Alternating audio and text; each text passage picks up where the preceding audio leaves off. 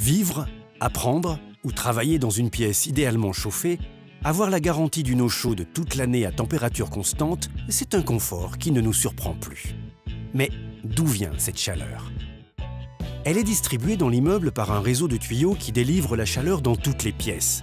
Ces tuyaux sont reliés à un poste d'échange installé dans le local technique situé au sous-sol de votre bâtiment.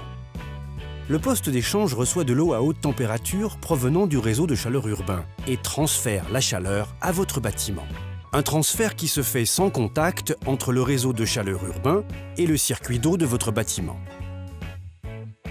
Le poste d'échange adapte le débit et la température à vos besoins et mesure votre consommation à tout instant.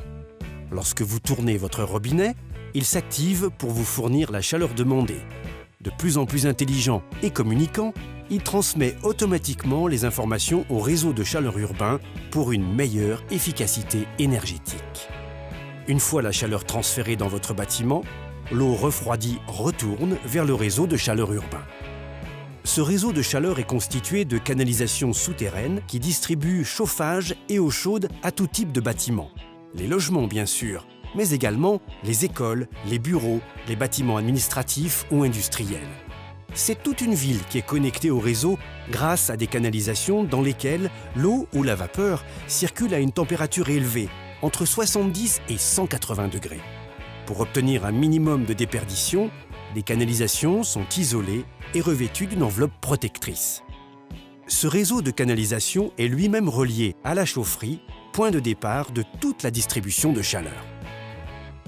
De la chaufferie aux logements, bureaux et bâtiments, c'est un véritable réseau de chauffage à l'échelle de votre ville qui fonctionne jour et nuit pour votre confort. La chaufferie utilise différentes sources d'énergie pour produire l'eau chaude ou la vapeur. Ces énergies sont d'origine renouvelable, comme la biomasse, la géothermie et le solaire, de récupération, comme la valorisation des déchets et la chaleur des eaux usées, ou fossiles, comme le gaz, le charbon et le fioul. Ces énergies sont acheminées vers la chaufferie par train, péniche ou camion. Le fonctionnement de la chaufferie se décompose en 3 étapes. Première étape, les énergies sont stockées sur le site de production. Pour pouvoir distribuer la chaleur jour et nuit, y compris lors des périodes de grand froid, la chaufferie dispose ainsi d'un stock d'énergie équivalent à plusieurs jours de fonctionnement. Deuxième étape, les énergies sont transportées dans la chambre de chauffe. C'est ici qu'elles sont utilisées pour produire la chaleur. La chambre de chauffe est équipée d'un réseau de canalisation dans lequel circule de l'eau. Au contact de la chaleur, l'eau atteint des températures allant de 70 à 180 degrés. Elle est alors envoyée vers le réseau de chaleur urbain. Dernière étape, le traitement des émissions atmosphériques. Pour limiter la diffusion de gaz à effet de serre, les émissions issues de la combustion des énergies passent par différents filtres successifs avant d'être rejetées sous forme de vapeur d'eau.